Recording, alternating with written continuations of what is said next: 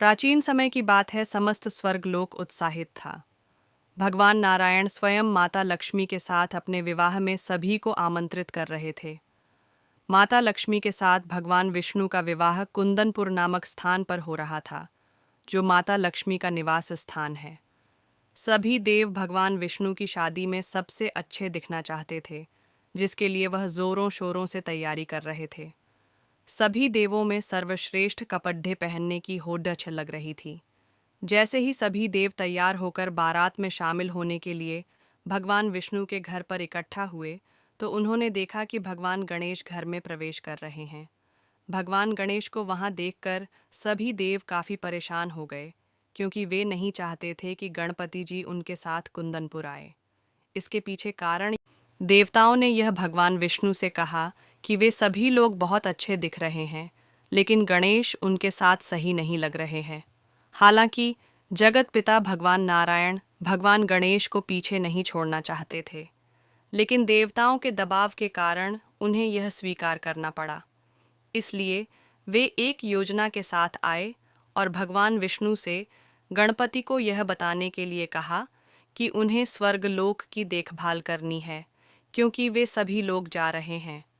विवाह में न जाने की बात सुनकर नारायण द्वारा सौंपे गए कार्य को वे मना नहीं कर पाए। यह सब होने के पश्चात नारद मुनि वहां आए और उन्होंने युवा श्री गणेश को सब कुछ बताया। साथ ही उन्होंने देवताओं के पास वापस जाने के लिए एक विमान भी तैयार किया। देवर्षि नारद मुनि ने भगवान गणेश को सलाह दी कि वह चूहों की एक सेना तैयार करें। यह चूहों की सेना देवताओं के मार्ग के नीचे खुदाई करने का कार्य कर सकती है।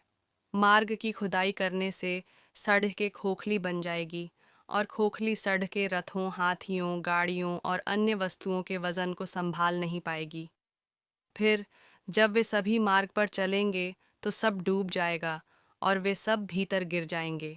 भगवान गणेश इस योजना से बहुत खुश हुए और उन्होंने वैसा ही किया और सब कुछ योजना के अनुसार हुआ। जैसे ही भगवान विष्णु का रथ सड़क पर चढ़ा, पहिए सड़क में गहरे धंस गए और बारात रुक गई। कोई भी देव रथ को पृथ्वी से बाहर नहीं खींच सके। देवताओं को इस तरह संघर्ष करते देख पास से गुजर रहे एक किसान ने मदद के लिए हाथ आगे बढ़ाया। किसी को विश्वास नहीं था कि वह कार्य कर पाएगा, लेकिन फिर भी उसे मौका देने का फैसला किया। किसान ने पहिया पकड़ लिया और जय गणपति चिल्लाया और पहिया एक झटके में जमीन से बाहर हो गया।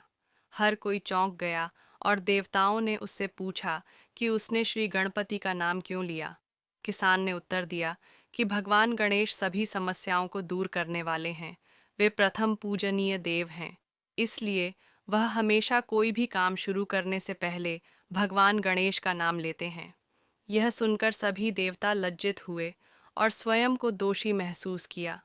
उन्हें इस बात का आभास हुआ कि अच्छे दिखने से कोई फर्क नहीं पड़ता।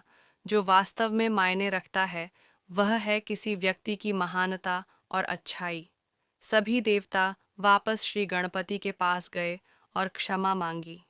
तब वे सभी उन्हें बारात में ले आए और सब कुछ ठीक हो गया।